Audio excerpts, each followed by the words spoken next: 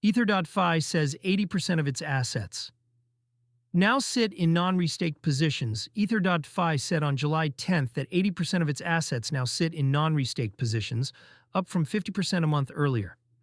In its post, the protocol said it currently holds 0 slashable allocations and carries A+ ratings from independent risk audit firms. The framing was blunt: security as a product, not a feature. For a staking protocol, the number is a risk dial. For Ether.fi as a card issuer, it touches the collateral that sits behind everyday spending. The collateral behind the card Ether.fi Cash is not a top-up prepaid product. It lets holders spend against their on-platform balances, so the assets in the protocol double as the backing for card transactions. That design is what makes this disclosure relevant to cardholders rather than only to stakers chasing yield. Restaking adds a layer of return by pledging staked ETH to secure additional networks. It also adds slashing risk. If a validated service misbehaves or an operator faults, a slice of the pledged stake can be cut.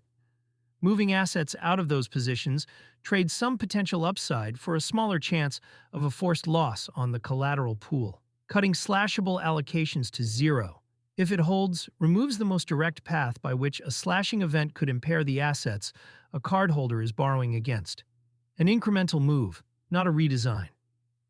Nothing about the card's fees, rewards, or supported regions changed with this post. Ether.fi did not announce a new tier or a new market. The 50% to 80% shift is a treasury and risk decision, and the protocol is choosing to publicize it as a selling point, while restaking as a category still carries reputational baggage from earlier depeg and slashing scares across the sector. The self-reported nature is worth flagging. The 0 slashable and A+ claims come from Ether.fi's own account, with named third-party auditors referenced but not linked in the post. Cardholders who want to confirm the composition should check Ether.fi's published risk dashboards rather than take the tweet at face value. The read for cardholders. If you spend through an Ether.fi card, the practical takeaway is modest and positive. The pool backing your positions is being steered toward lower risk allocations. That sits alongside the broader appeal of cards that let you spend from your own on-chain balance rather than parking funds with a custodian. It does not change your rewards or your limits today.